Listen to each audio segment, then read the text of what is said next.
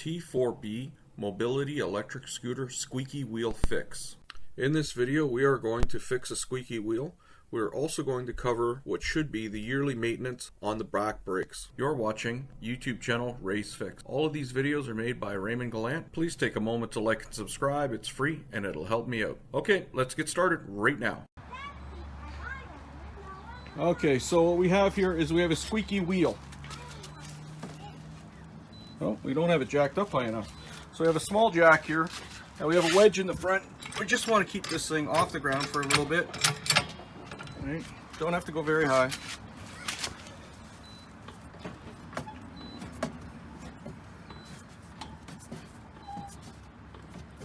I don't know if you can hear that. There is a slight issue with jacking up a 3-wheel scooter compared to a 4-wheel scooter. It tends to tip. So on the back of this there is a single axle where you want to put your jack, but you need to put a chock in front of the wheel so it doesn't roll forward. Another problem that I found was because the suspension system is a wedge type, it has a tendency to want to slide off of the jack. What I found that works really well is using these pavers that have a wavy pattern in them to put the anti-tip wheels on, and it holds it in place very nicely. Here? Yeah.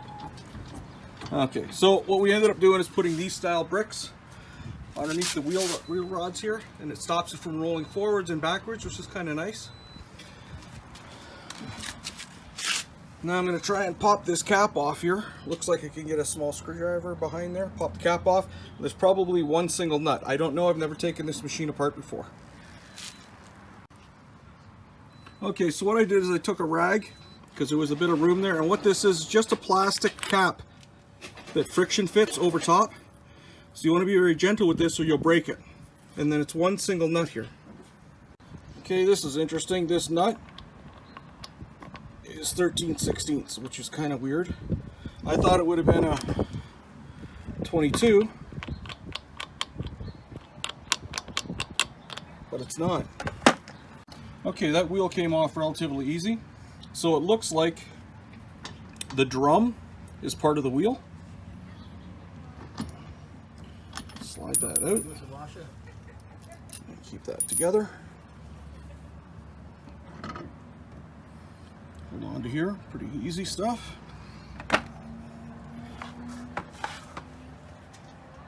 That's what the inside looks like.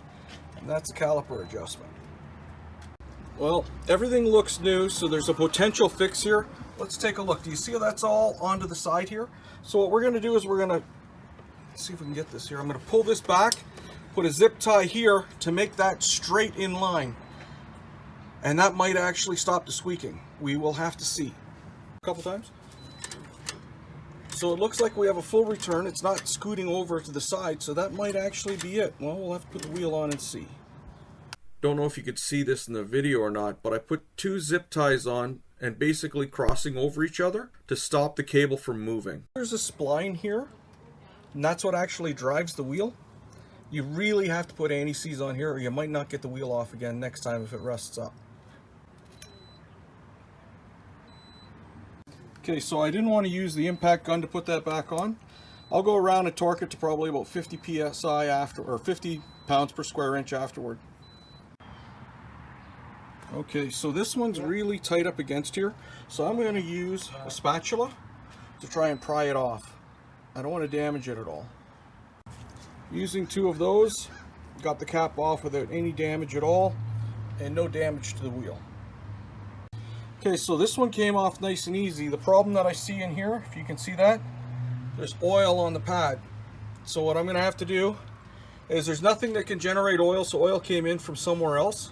So what I'm going to do is I'm going to take a bunch of brake pad cleaner, spray this up and clean it up with a wire brush, and it'll be all fine.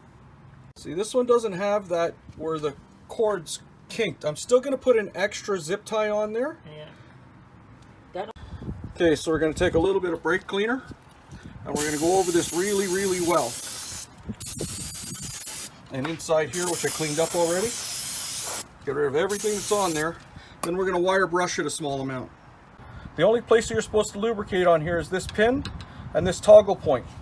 So to lubricate the pin and don't get any on the pads, you separate it with a screwdriver here and you put the brake on to make that separate.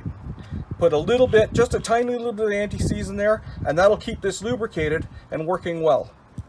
Inside the drum, make sure it's perfectly clean before you reassemble. Okay, so I put some on, so now I'm going to wipe off all the excess. Never leave excess on there, so nothing can get on the pads.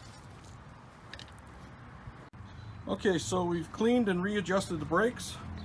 Torqued the wheels with the torque wrench to 50 psi. And now I'm about to put these caps back on.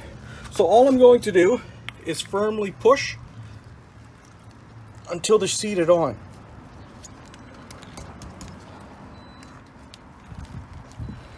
And that's it. See, there's no squeak anymore, so that's what it was the cable was just slipping. 2 zip ties fix that problem. Glad to see that you enjoyed the video. If you got any value out of this video, please like and subscribe. It's free and it'll help me out. All you have to do is click on the icon on my face and I'll do the rest. Thank you. Have a great night.